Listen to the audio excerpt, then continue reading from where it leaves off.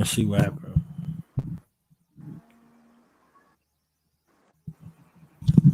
Peace and Black Power family. Hello. Welcome to another episode of Do Knowledge Radio. Place where knowledge is born. It's your host, Knowledge Born Alive. We are here with our future. Live from Twin Cities. From the BX. Now out Okay. there in Minneapolis. We got the essence of the divine essence with us today. Queen Essence is in the building. Peace to you, Queen Essence. How you feeling today?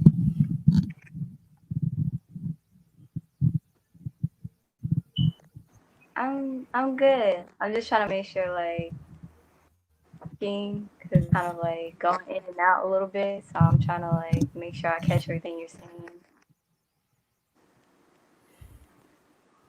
All right, let me try to fix this. And while I do that, could you introduce yourself to the family?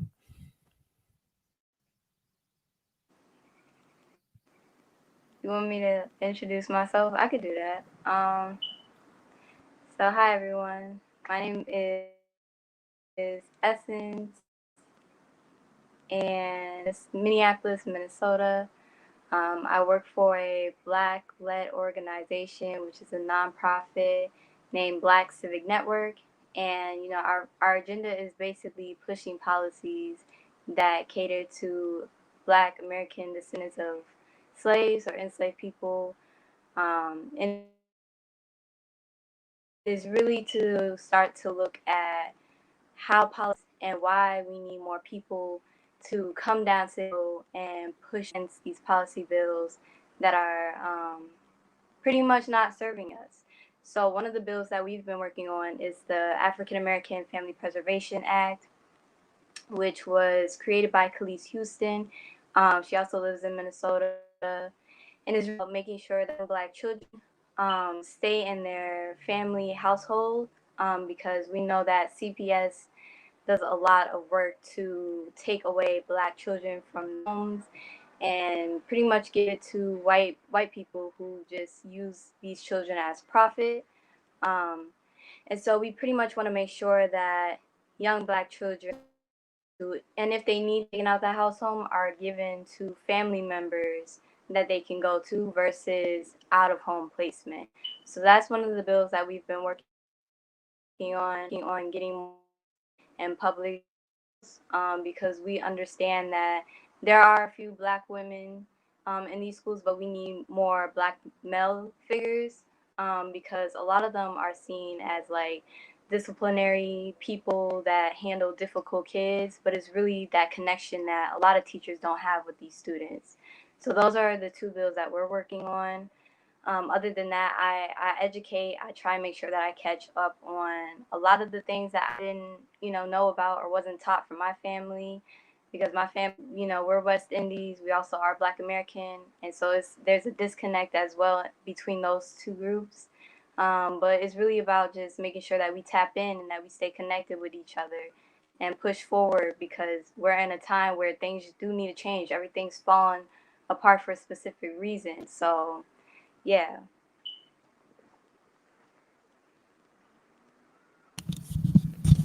So can you kind of give us, your take on what's going on uh, in your city and across the nation? Certain things that we should be paying attention to. Um, yeah, so I mean, right now we see, although on the news they try and only show the negative, we see more communities coming together. So we have a lot of food drives and people donating, and we're also having those difficult conversations of what does it look like to abolish the police? Like what does it look like to not only defund, but how are we policing our communities? How will we move forward if we want to get rid of a system that continues to profit off of our misery? Um, and so these are some of the things that I tend to write about in my poetry, because, even Malcolm X in his book, he talks about, Elijah Muhammad talking about why we need to be self efficient and why we need to create for ourselves. And so, besides all the protests and all the looting, what they're not showing is people actually coming together at night. I think what's her face, Leslie Redmond, who's president of NAACP here in Minnesota. I believe she created this group where here in North Minneapolis they kind of make sure they're protecting the neighborhood so that these white supremacists are not burning down our black owned business, because we anybody who lives here knows that we have small black owned businesses, and we would never ever shut them down or burn them. So it's like we have to really start to change the narrative and come together as a people. So that's what they're not showing. Oh.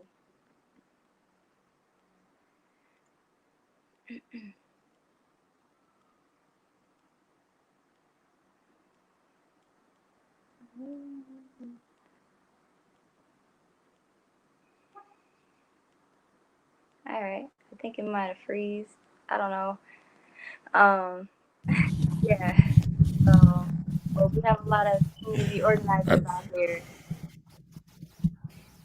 I'm loving it. I'm loving it. I'm loving to see what it is. And there's no force in the universe that can stop, what's happening. They can try to slow it down. They could try to see and minimize collateral damage in that regard on that side. But, it's Right. crumbling. There's a new institution to be reestablished. So, how has it been for, you and your family and, those families that's close to you, in the midst of everything that's going on? Mm. Um, I feel like it really forced us to kind of let go of whatever we as humans hold on, because some of us, we have our egos, and when we don't like somebody, we don't like somebody, we just try to move around.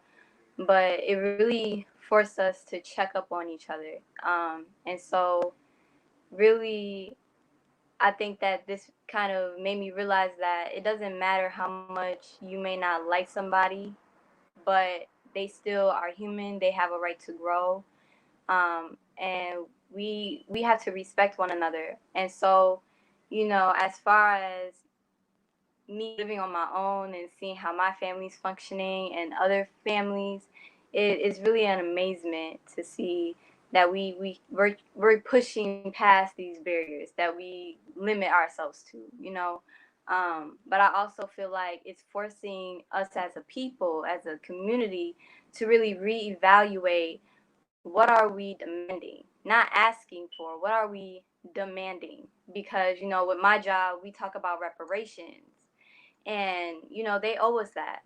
But what are we going to do to demand? Like, we have to start demanding, because a lot of these politicians or congress people, they all of a sudden want to talk about black agendas and figuring how to get the black vote. And it's like, well, what are you going to do for us? Because we built America, we already pay our taxes and everything, but you still killing us in the street. And so, as a people, we are realizing, like, okay, we need to change the way we look at things and start to be more strategic, because at the end of the day, these people are not going to really care. They're doing little things, and as I posted on my Facebook a few days ago, I'm like, they'll give us little shit, excuse my language, but they're not here to really understand us. They don't care about our pain. And so it's up to us as a people to be like, you know what, if we can't demand you to give us something, we're going to take it back. We're demanding our time. And so we're going to take all of our money out of this system and create our own institutions, create our own businesses where we're owning it, and we're circulating the money within our community. So that's one thing that I feel like is really happening here. But it's still a conversation. We just have to wrap up the resources and really start to change the mindsets of people who really still depend on the system, when really the system's showing us we can't depend on them. We got to move forward. So, everything is needed. The protest is needed, and all of it is needed, and it's all beautiful. and I'm just excited to kind of see what's gonna happen. I just really hope that people learn from this and start to trust the unknown, because you're not what you're capable of doing if you're still being held hostage. So, yeah. Hopefully, I answered that as clear as I could.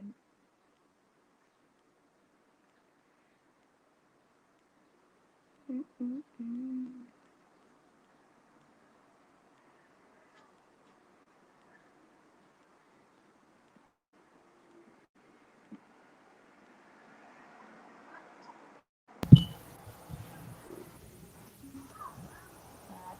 I think it froze again. Can you hear me? Never mind. So what kind of legacy do you want to leave? You got so many talents, so many skills. You're so talented, okay? You got a multitude of talent. So what do you want your legacy to be with all of these talents and skills that you have? Because you're a phenomenal I'm woman. sorry. That it's kind of out. So I'm like trying to catch what you're saying. Well, my question is, what do you want your legacy to be? Mm. um, Never really thought about that.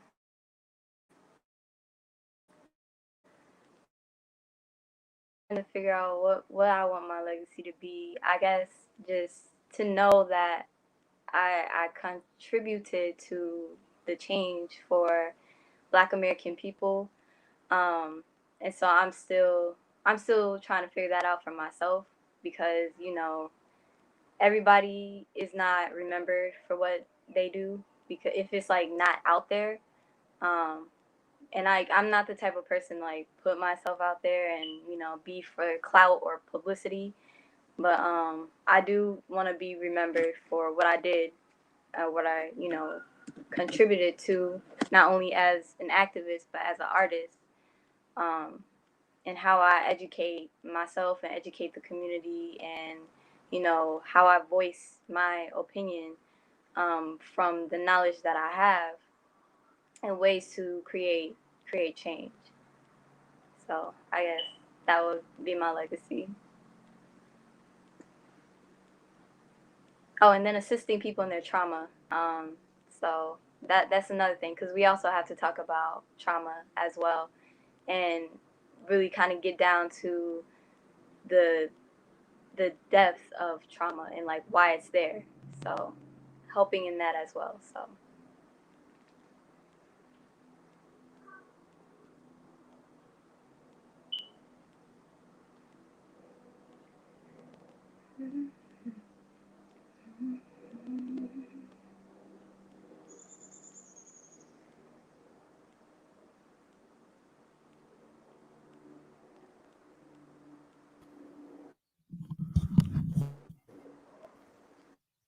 Can you hear me?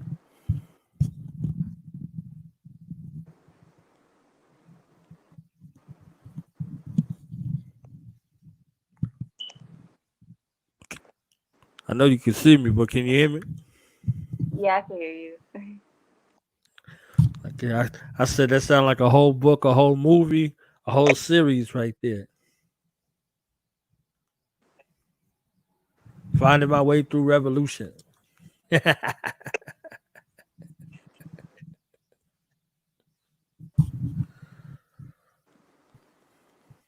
It's going in and out.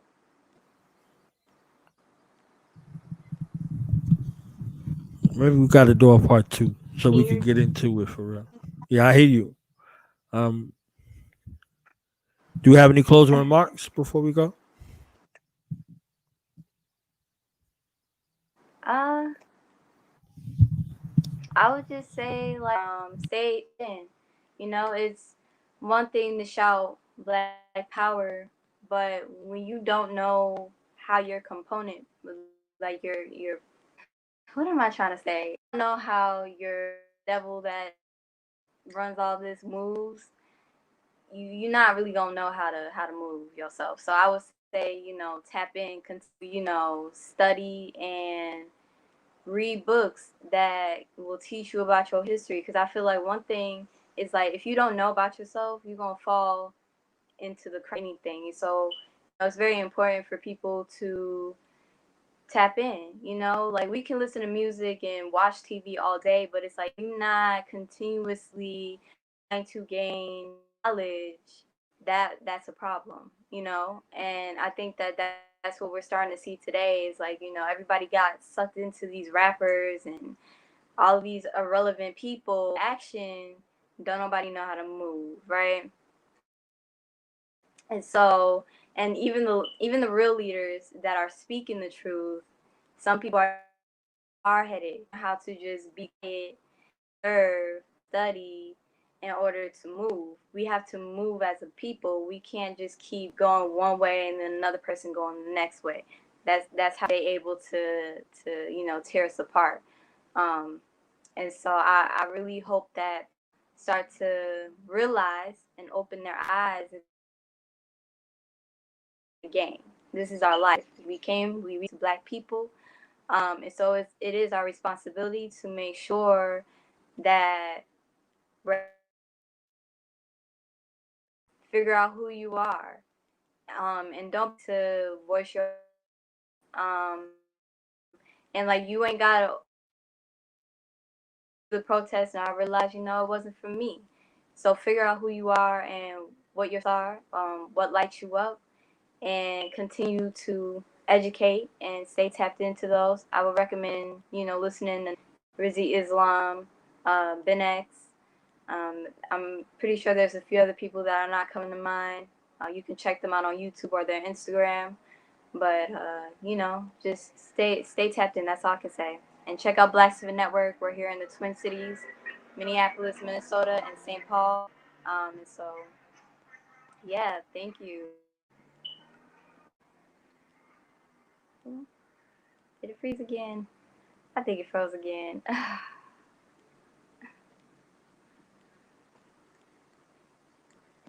I was home, but So what it's about freezing.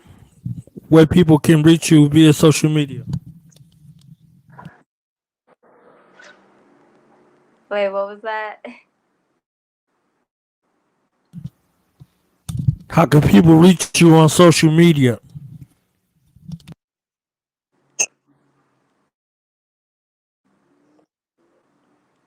Yeah, it's like I don't know. There's some technology stuff going on. I don't even know like what's happening. I know some people said that their phone shut off or whatever. Like they're not getting services because they're with T-Mobile or something. So it's like I don't know if they're messing with the network.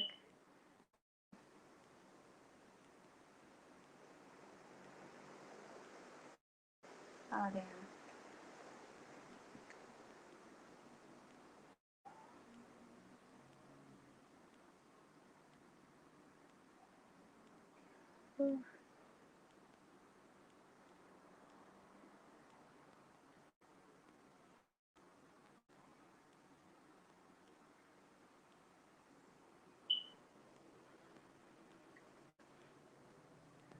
Hello.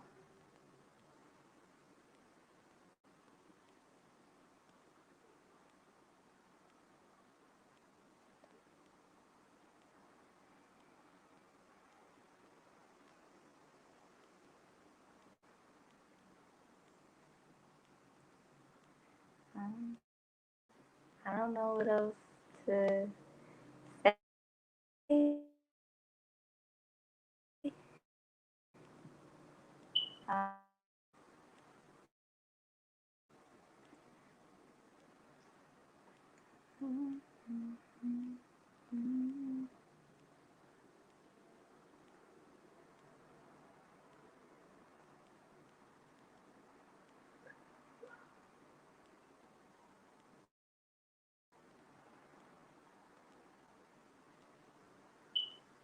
all right, y'all. So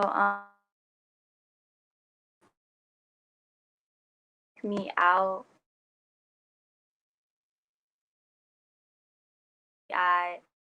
ILLO. That's both Facebook and Instagram. So it's essence.padillo. I'm a poet, activist, community organizer, um, spiritual healer. I will be doing some tarot readings in the future, and just continuing to educate and walk in my truth.